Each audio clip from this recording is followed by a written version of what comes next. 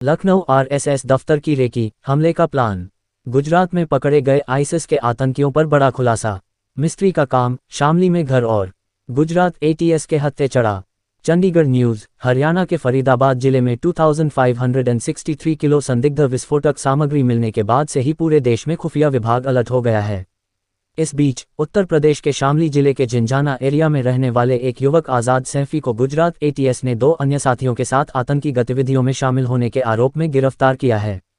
ATS ने इन तीनों के कब्जे से हथियार भी बरामद किए हैं। इन गिरफ्तारियों के बाद इलाके में हड़कंप मच गया है। वहीं इन 3 गिरफ्तारियों की सूचना मिलते ही शामली पुलिस और खुफिया विभाग अलर्ट मोड में आ गए हैं।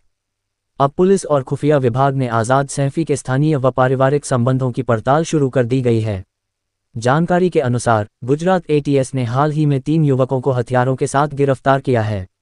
इन तीनों पर आतंकी गतिविधियों में शामिल होने का संदेह जताया गया है।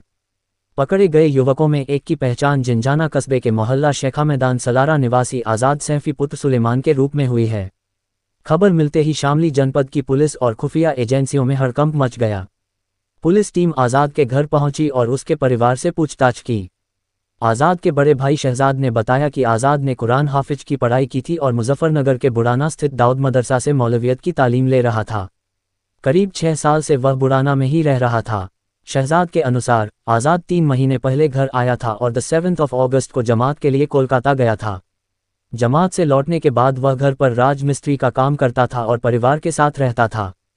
परिजनों के मुताबिक 7 नवंबर को आज़ाद अपनी भतीजी सुहाना को लेने के लिए बुड़ाना जाने की बात कहकर घर से निकला था, लेकिन इसके बाद उसका कोई संपर्क नहीं हुआ। परिवार को आज गुजरात एटीएस की ओर से सूचना मिली कि आज़ाद को हथियारों सहित गिरफ्तार कर लिया गया है। गुजरात और देशभर में बड़े आतंकी हमलों की साजिश रच रहे थे।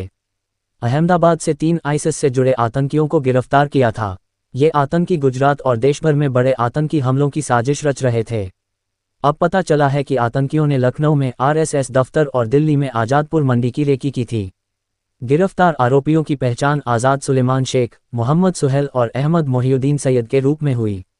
सूत्रों के मुताबिक ये आतंकी लखनऊ में राष्ट्रीय स्वयंसेवक संघ आरएसएस के कार्यालय और दिल्ली की भीड़भाड़ वाली आजादपुर मंडी की रेकी कर रहे थे। दोनों जगहों को आतंकी हमले के संभावित निशाने के तौर पर चुना गया था। आतंकियों के मोबाइल रिकॉर्ड से खुलासा। मोहिउद्दीन के मोबाइल की जांच में उसके 2 साथियों के संपर्क और पूरे मॉड्यूल की गतिविधियों का पता चला। इसके बाद एटीएस ने दोनों अन्य आतंकियों को भी गिरफ्तार किया। और भी ऐसी तरह तरह की न्यूज़ को देखने के लिए हमारे चैनल को लाइक करें, सब्सक्राइब करें और बेल आइकन जरूर क्लिक करें। इससे हमारे आने वाली न्यूज़ की नोटिफिकेशन आप लोगों को सबसे पहले मिले।